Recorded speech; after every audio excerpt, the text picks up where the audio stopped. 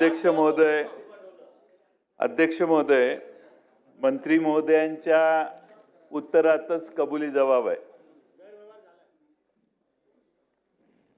विधानसभेच्या निवडणुकीच्या आधी ज्या घोषणा केल्या त्यामध्ये दुसरा कोणताही लाभ घेतलेला नसला पाहिजे अशी कंडिशन होती का?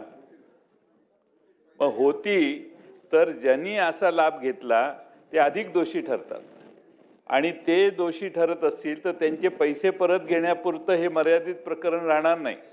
तर त्यांना अशी सिच्युएशन असताना मी दुसरीकडून लाभ 500 रुपयाचा घेतोय आणि तरी मी तुमच्याकडून 1500 मागितले आणि ती कंडिशन असेल तर त्या सगळ्यांच्यावर तुम्ही गुन्हे दाखल करणार काय? असं व्हेरिफिकेशन न करणाऱ्या अधिकाऱ्यांच्यावर तुम्ही गुन्हे दाखल करणार काय? आणि तिसरं म्हणजे सन्माननीय एकनाथ शिंदे साहेबांनी काल परवा पेपरला मी काल वाचलं की लाडकी सून योजना चालू करायचं ठरवलेलं आहे, बरोबर आहे? लाडकी सून, सुरक्षित सून, सॉरी मी लाडकी, आता लाडकं काय इलेक्शन असल्यामुळे लाडकं काय करायची गरज नाही, तर सुरक्षित सून अशा योजनेचा समावेश, बरोबर आहे? मी पाठिंबा आहे तुम्हाला माझा कायम पाठिंबा आहे, प्रॉब्लेमच नाही। त्यामुळं अशी नवी योजना करण्याच्या आधी अशा कंडिशन्स करा। पण पहिला प्रश्न माझा जो आहे की ज्यांनी असा चुकीचे फायदे घेतले, पुरुषांची नावं देऊन, तुम्ही आता काय म्हणताय केवायसी करतोय, केवायसी त्यांना अप्रूव्ह करण्याच्या आधीच तुम्ही करायला पाहिजे होतं। केवायसी आत्ता करायला लागला म्हणजे का? तर तुम्हाला योजना जड जायला लागली, तुम्हाला ही योजना कमी करायची आहे, तुम्हाला खर्च कमी करायचा आहे, त्यामुळे तुम्ही हुडकायला लागला की कुणी डुप्लिकेशन झाले, कुणी जादा बेनिफिट घेतले आहेत, कसे करायला लागले। तुम्हाला हे ज्या कंडिशन्स आहेत त्या नंतर आठवलेल्या आहेत, हे मुक्तपणाने आता मान्य करा आणि आपण आता नक्की कोणतं धोरण स्वीकारणार आहात आणि या सर्वांवर तुम्ही गुन्हे दाखल करणार का याचं उत्तर द्या। जयंत पाटील साहेबांनी या ठिकाणी ज्या बाबींचा म्हणजे उल्लेख या ठिकाणी केला, मी सर्वात पहिला जो लाडकी बहीण योजनेचा शासन निर्णय काढला त्यामध्येच या सगळ्या बाबी समाविष्ट केलेल्या होत्या आणि साधारणपणे मी आपल्याला पुन्हा एकदा सभागृहाला माहिती देऊ इच्छिते की टोटल रजिस्ट्रेशन जे आलेलं होतं ते 2,63,83,000 होतं। त्यापैकी 2,43,42,936 म्हणजे जवळपास 20-22 लाख जे रजिस्ट्रेशन फॉर्म्स होते हे त्यावेळेला सुद्धा त्याचं रेक्टिफिकेशन झालेलं होतं। नाहीतर पहिल्याच ह्याला 2,63,00,000च लाभार्थी असते, ते 2,43,00,000 होते, म्हणजे 2.43 होते। म्हणजे व्हेरिफिकेशनची प्रोसिजर ही सुरू असताना साधारणपणे ऑक्टोबर, नोव्हेंबर, डिसेंबरच्या कालावधीमध्ये, आचारसंहितेच्या कालावधीमध्ये पूर्ण स्क्रुटिनीची जी प्रोसिजर आहे ही त्या ठिकाणी स्थगित होती आणि त्याच्यानंतर जानेवारी महिन्यामध्ये ज्या वेळेला सगळ्या विभागांना आम्ही त्या संदर्भातलं, खरं तर ऑक्टोबर महिन्यामध्येच त्या संदर्भातलं सगळ्या विभागांना पत्र आम्ही क्रॉस व्हेरिफिकेशन डेटासाठी दिलं होतं, कारण इतर विभागांचा डेटा हा आपण ॲक्सेस करू शकत नसतो एखादं डिपार्टमेंट।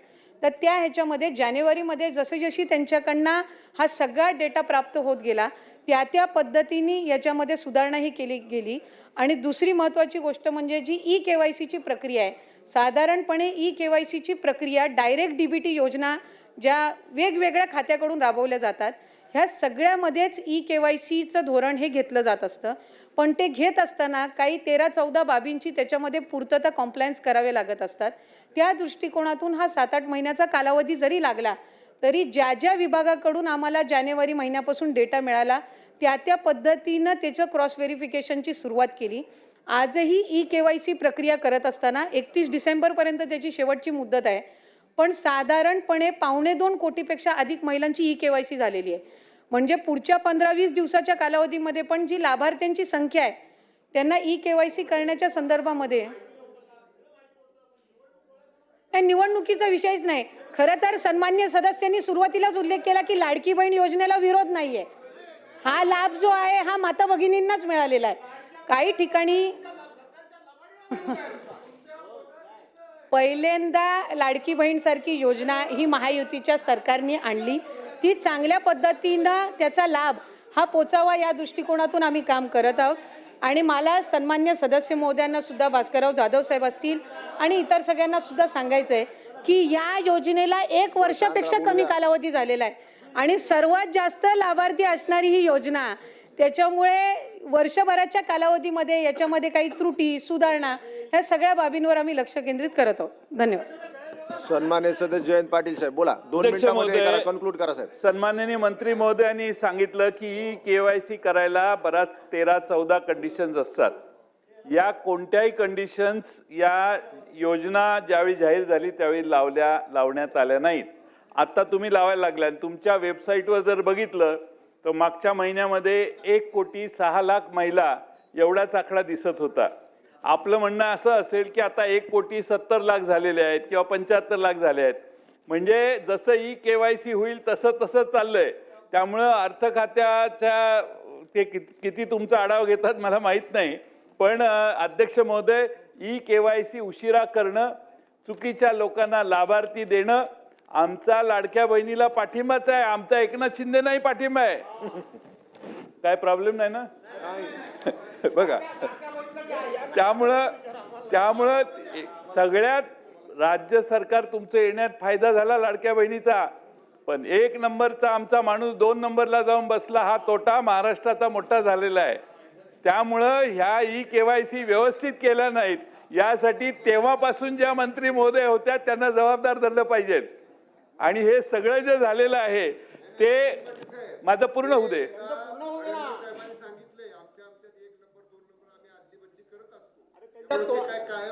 अध्यक्ष महोदय, एकनाथ शिंदे साहेब असल्याच लोकांनी तुमचं नुकसान केलेलं आहे. एकनाथ शिंदे साहेब असल्याच लोकांनी तुमचं नुकसान केलं. तुम्हाला ते सारखं समजावून सांगतायत, काय हरकत नाही. 1 नंबर हा 1 नंबरच असतो. 1 नंबर हा 1 नंबरच असतो. 2 नंबरला चंद्रकांत बाबा काय बोलले, ठीक आहे. 1 नंबर 2 नंबर बद्दल ते जरा बघू. आमचं अरे तुम्ही एकनाथरावांची माणसं एकनाथरावांबद्दल बोला. नाही, आपसात अध्यक्ष बोलू नका, महोदय, आपसात अध्यक्ष बोलू नका. महोदय, माझ्या अध्यक्ष राज्यात मला महाराज. संरक्षण द्या. तर म्हणून माझा अध्यक्ष पाटील साहेब, महोदय तुम्ही बोला. प्रश्नाला मंत्री महोदय सन्माननीय बोलू द्या मंत्री त्यांना. महोदयांनी बोलू द्या उत्तर मंत्री दिलं महोदय. नाही की ज्यांनी चुकीची KYC भरली किंवा भरली नसेल त्यांच्यावर आपण गुन्हे दाखल करणार का. आणि दुसरा प्रश्न म्हणजे अध्यक्ष महोदय, या योजनेने, गिरीश महाजन साहेब, या योजनेने काय परिणाम झाला, तर तुम्ही सगळे इकडे येण्याच्या म्हणजे झोल्यात होता, पण तिकडे गेला. त्याला जो प्रमुख ज्याने हे तुम्हाला योजना आणायचं काम केलं त्या माणसावर अन्याय होतोय असं आता अलीकडे आम्हाला वाटायला लागले. त्यामुळं आता ते देसाई शंभूराजे काय म्हणतायत की 1 नंबरचा 2 नंबर जाईल, तर 2 नंबरचा 1 नंबरही जाऊ शकतो. ते आता 1 नंबर इथं नाहीये म्हणून असं तुम्ही म्हणताय. त्यामुळे 2 नंबरचा माणूस 1 नंबरला जाणार आहे या 5 वर्षात, एवढं तुम्ही जाहीर करा. आमचं काही म्हणणं नाही. अजून डबल 1500चा 2100, हा शेवटचा प्रश्न, 1500चा रक्कम 2100 कधी करणार हे आम्हाला जाहीर करा. सन्मान्य सदस्य नाना पटोले साहेब बोला. मंत्री महोदय लक्षवेधी चालू आहे. आमच्यामध्ये नंबर आमचे बदलत असतात, त्यामुळे आम्ही म्हणतोय असं नाही. स्वतः माननीय मुख्यमंत्री जे म्हटलेत की आम्ही 1 नंबर 2 नंबर आमच्या आदली बदली करत असतो. सन्मान्य सदस्य नाना पटोले केसेस करणार का. आणि 1500 रुपयाची आपण घोषणा शिंदे साहेबांनीच केलेली आहे, 2100 रुपये करणार. तर ते 2100 रुपये या आर्थिक वर्षात आपण करणार का पुढच्या आर्थिक वर्षात करणार. की बहीण योजनेचे ॲप्लिकेशन सर, ज्याचा उल्लेख आपण आकडेवारीचा केला, ॲपवर साधारणपणे 1,34,85,000 इतके ॲप्लिकेशन्स आहेत आणि पोर्टलवर ज्याचा आकडेवारीचा आपण उल्लेख केला ते 1,06,00,000. असं दोन्ही बायफर्केशननी हे 2,43,00,000 आहेत. आणि ते आकडे आत्ताही आपल्याला ॲप आणि पोर्टलवर दोन्हीवरही आपल्याला हे पाहायला मिळतात. मी ह्याची, कारण आपण रजिस्ट्रेशन करताना ज्यांना ॲप सोयीस्कर पडतो त्यांना ॲप, ज्यांना पोर्टल सोयीस्कर पडतो त्यांना पोर्टल, अशा पद्धतीनं आपण दिलेलं आहे. मी साहेब या संदर्भातली आपल्याला सविस्तर माहिती ही त्या ठिकाणी ठेवते आणि त्याच्यामुळे लाभार्थ्यांची संख्या ही व्यवस्थित रजिस्टर्ड पद्धतीनं आहे. दुसरी महत्त्वाची गोष्ट म्हणजे जी काही रिकव्हरीची प्रक्रिया आहे ज्या सरकारी कर्मचाऱ्यांनी त्या ठिकाणी लाभ घेतलेला आहे ती 2 महिन्याच्या आत पूर्ण केली जाईल. 12,000 का 12,500 जे पुरुष लाभार्थी सुद्धा जे दाखवण्यात आलेले आहेत स्क्रुटिनीमध्ये, त्या संदर्भामध्ये सुद्धा क्रॉस व्हेरिफिकेशन करून त्याच्यातले किती जेन्युइन बेनिफिशरीज आहेत, किती फेक बेनिफिशरीज आहेत, या संदर्भातली हे करून त्या संदर्भातली चौकशी करून त्यांच्यावर कडक कारवाई